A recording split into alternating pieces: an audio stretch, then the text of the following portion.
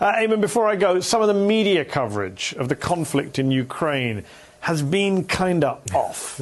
We have reporters and pundits making some rather awful remarks about the nature of this conflict and these refugees versus, say, conflicts and refugees in the Middle East. Have a listen.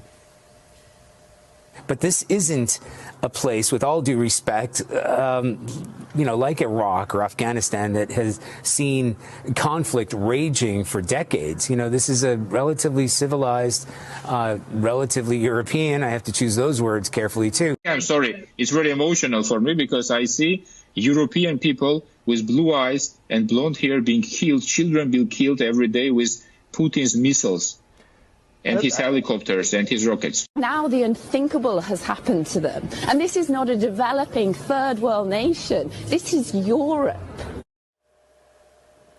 Eamon, first off, Europe has been home to some of the worst wars and worst war crimes in human history. I mean, the Holocaust. So why this surprise that bad things are happening in Europe?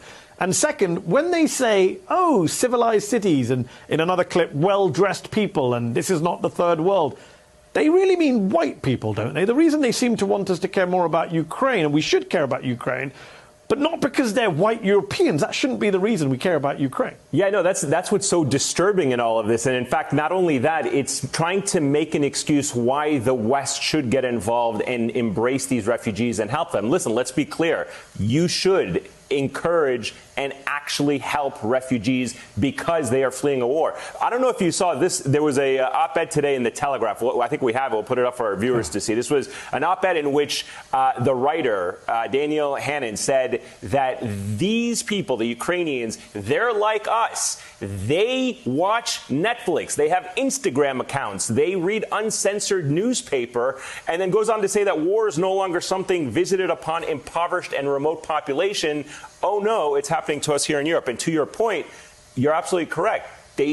Europe has had some of the worst human rights abuses and atrocities and wars in not just modern history, in all of history. Good to see you, Mahdi. Greatly appreciate it, my friend.